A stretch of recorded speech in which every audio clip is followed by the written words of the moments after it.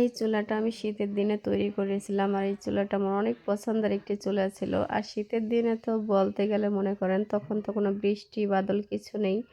তখন অনেক সুন্দর ছিল চুলাটা। আর এই চুলাটা বানাতে গিয়ে কত মানুষের কত কথা শুনতে হয়েছে আমার। আর আজকে দেখেন এই চুলার অবস্থা আমার একেবারে নাজেহাল অবস্থা। চুলাটা দেখে আমার ভীষণ খারাপ লেগেছিল যে ভেঙে ফেলবো না কি করব, এই চুলাকে আমি আদৌ ঠিক করতে পারবো কিনা। তারপরে কি করার, অনেক ধৈর্য নিয়ে এই চুলার পাটটা সুন্দর করে ঝাড়ু দিতেছি। আর আমার ক্যামেরাম্যান তো দরকারই, কিন্তু আমি ক্যামেরাম্যান কাকে বানাবো। আমার ভাসুরের ছেলেকে বললাম আমার ক্যামেরাটা একটু ধইরা দে। ও ক্যামেরাটা ধরে আছে আর আমি এখানে পুরোটা ঝাড়ু দিয়ে নিচ্ছি। এই জায়গায় আমি হলো এক চালা তুলবো, একটা চাল তুলবো এই জায়গা আজকে, এই জন্য আমি সুন্দর করে ঝাড়ু দিয়ে নিচ্ছি।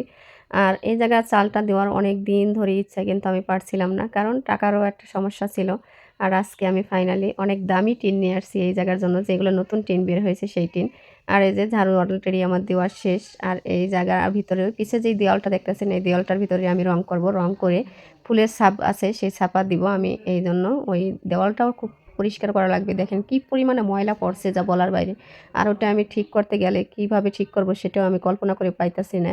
এই চুলাটা ঠিক করার পরে আমার যত রান্নার ভিডিও এই চুলার পাড়েই দেখতে পারবেন, কারণ এতদিন আমার চুলার পাড় ছিল না, এই জন্য আমি সেরকম ভিডিও ঠিক মতো করি নাই।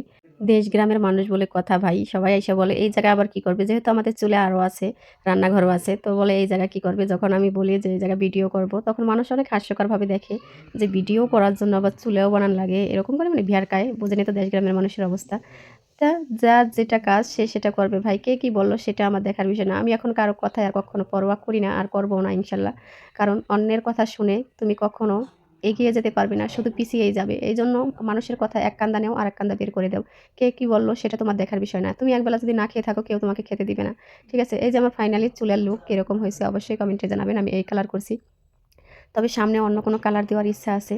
যদি আল্লাহ তাআলা আমাকে বাঁচিয়ে রেখে সামনে আমি এই দেওয়ালটা রং করার পর অন্য কালার দিয়ে তারপরে এসে আবার চুলাটা রং করব। কেমন রং মানাবে অবশ্যই আপনারা কমেন্ট বক্সে জানিয়ে যাবেন। আমার কাছে তো এই রংটা অনেকটা ভালো লাগতেছে, একেবারে খারাপ হয়নি।